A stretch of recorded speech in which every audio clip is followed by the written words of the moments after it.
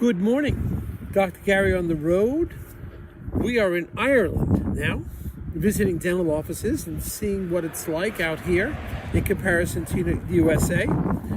And this is quite interesting. We have some stories to tell. We are nationwide, dental brokers nationwide, and maybe someday worldwide. But it's interesting what we found out here. Anyway, we're now doing this for 12 years, and we have 10 employees. We're continuing to expand. We've never been in the foreign country yet doing this, but we're beginning to explore Europe and in Canada also. So we hope to bring you along. We're on the coast of Ireland now, outside of Killarney. We were in Dublin earlier, and we went to Dingle today too. Beautiful, beautiful countryside, just amazing. So once again, we're available to you 24/7, basically 7 a.m. till 9:30 p.m. every day, East Coast time, and we are working every day except Christmas and Easter. The information you're about to hear is for entertainment purposes only. It is not business or legal advice. Our website is Dental Practice Guide. The name of our company is Nationwide Dental Practice Brokers, also Healthcare Practice Sales, LLC.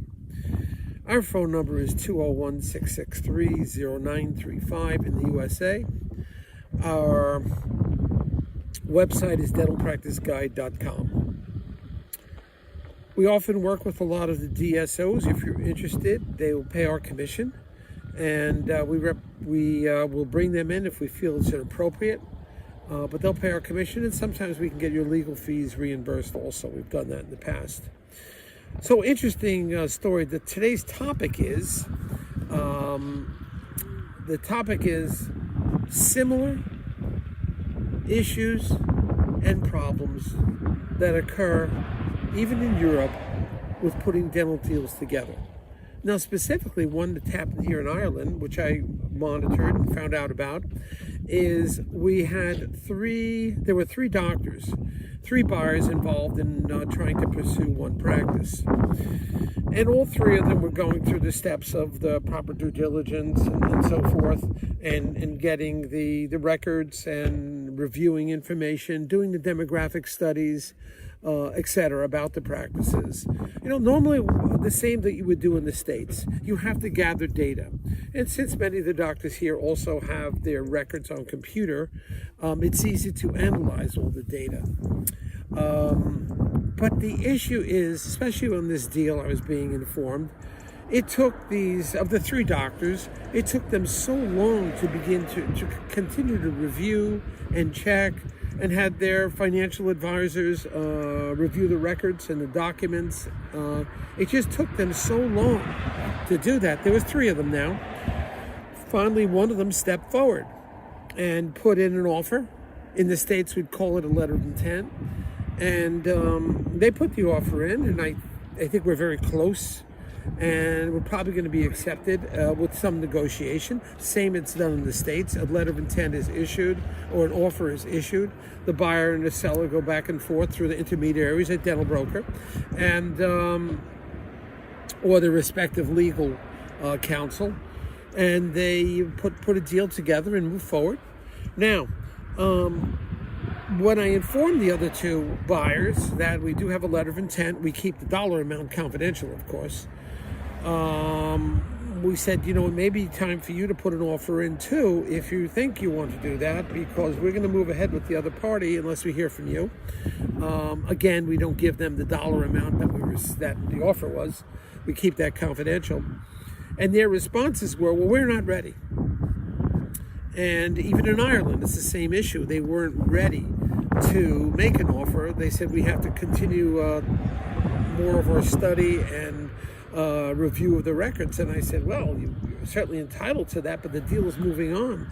Perhaps it's an idea to get the best approximation you can of what you think the practice is worth, and put something forward, because soon you won't have an opportunity and you'll be locked out, because we're going to move ahead with the other party. So the same issues happen in the States as it has in here in Europe. You'll have two buyers dragging their feet, just taking too long to put things together. Now they're entitled to take as much time as they want, but they're going to miss the deal as they do their extensive research. They're going to miss the opportunity to purchase this practice. So we'll have to see what happens. I'll be leaving Ireland soon and I'll track the results. But similar issues happen in the States as they do it overseas. That's really the topic of today. The same problems that we have in the States are here in Europe too. A buyer's taking sometimes a bit too long to make up their mind. Another buyer comes in and grabs everything.